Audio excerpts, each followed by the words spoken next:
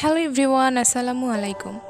আজকে আমি আপনাদের সাথে চিরা এবং ডিম দিয়ে খুবই মজার একটি নাস্তা রেসিপি শেয়ার করব। আর এই নাস্তাটি অল্প উপকরণে এবং ঝটপট তৈরি করে নেওয়া যায়।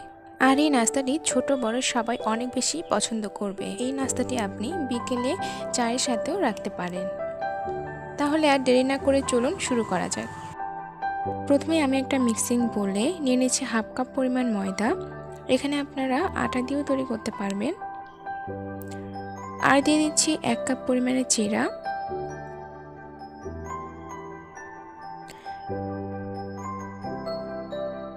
তারপর এর মধ্যে দিয়ে দিচ্ছি একটা ডিম,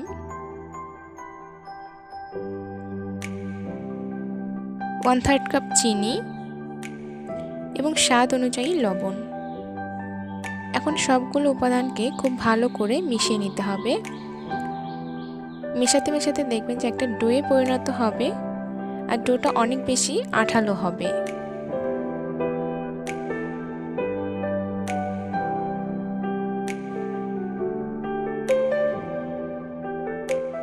ডোটা এখন আমার তৈরি করা হয়ে গিয়েছে আর ডোটা কিন্তু একটু আঠালোই হবে। তো এখন আমি ডো থেকে অল্প পরিমাণে নিয়ে নাস্তাগুলো তৈরি করে নিব। তবে তার আগে 2 হাতে একটু তেল মেখে নিতে হবে, তাহলে নাস্তাগুলো তৈরি করতে অনেক বেশি সুবিধা হবে। তো আমি অল্প পরিমাণে নিয়ে ঠিক এভাবে গোল করে আঙ্গুলের সাহায্যে চাপ দিয়ে এরকম চ্যাপটা করে নাস্তাগুলো তৈরি করে নিচ্ছি। এভাবে আমি একটা নাস্তা তৈরি করে নিলাম। এভাবে সবগুলো নাস্তা আমি এখন তৈরি করে নিব।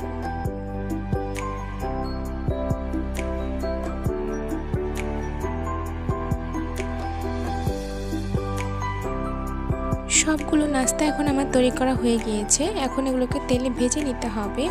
তো কড়াইয়ে আমি তেল গরম হতে দিয়েছি আর মিডিয়াম হিটে আমি তেলটা গরম করে নিয়েছি। এখন একে একে আমি নাস্তাগুলো ছেড়ে দিব। সবগুলো নাস্তা এখন আমি তেলের মধ্যে দিয়ে দিয়েছি।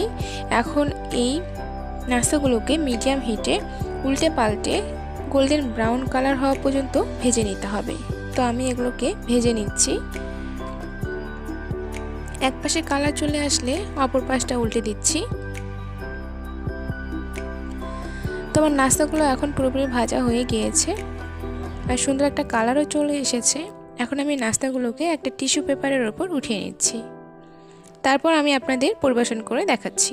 তো আমাদের হয়ে গেল ভীষণ মজার চিরা এবং ডিমের নাস্তা। আর এই নাস্তাটি খুবই অল্প সময়ে তৈরি করে নেওয়া যায়। আমি আপনাদের একটি নাস্তা ভেঙে দেখাচ্ছি। দেখুন এর ভেতরটা কত সুন্দর হয়েছে। শুধু দেখতে সুন্দর না, নাস্তাটি খেতেও অনেক বেশি টেস্টি হয়েছে। আপনারা অবশ্যই বাসায় এই নাস্তাটি ট্রাই করবেন আর কেমন লাগলো আমাকে কমেন্টস করে জানাতে পারেন।